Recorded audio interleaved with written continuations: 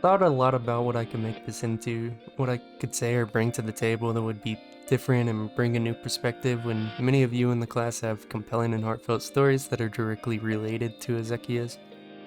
Came to a conclusion about digital Quintos that's based on my own personal experiences.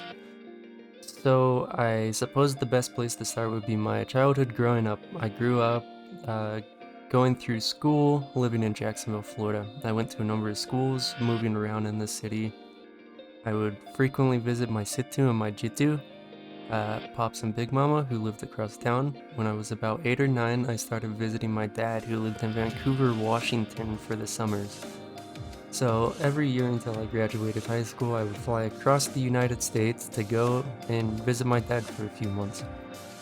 After graduating, I actually moved out to my dad's to try to go to a school to become an emergency medical technician.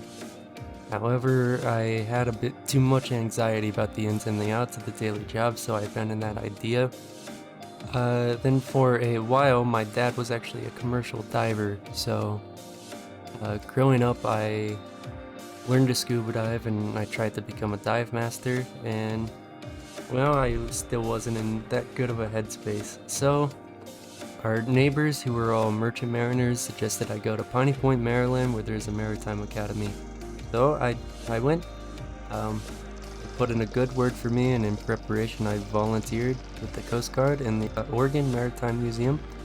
I served a 4-year apprenticeship in Maryland, where I did about half the time in classes, learning shipboard engineering, and about half the other time working on ships.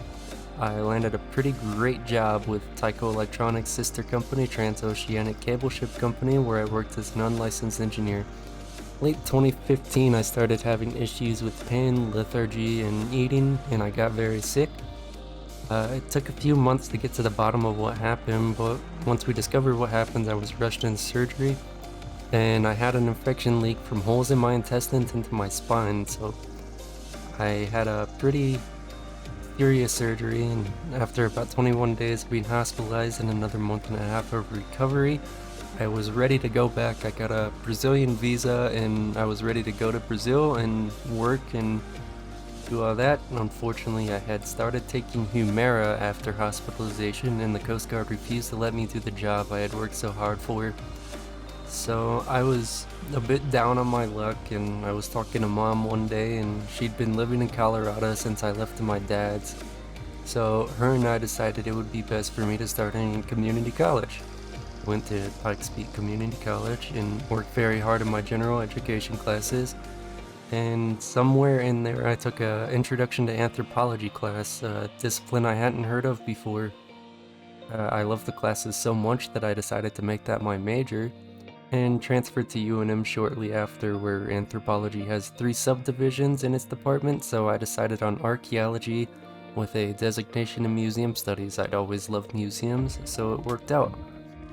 Taking classes in this department eventually led me to this class, where I got to learn about Ezekias and the culture of Ezekias in the Southwest, and a place I had never lived, talking about a subject I had never heard of.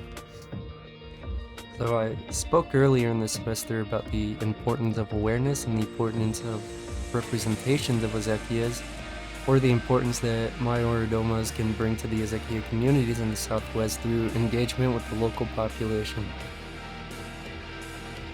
Interesting part to me is that despite the set of conditions that eventually led me to this class at this time, digital Cuentos are equally as compelling in creating a dialogue. They allow a spectator to live, at least briefly and for a few moments, in a place they had never been, talking about a subject they have never heard of.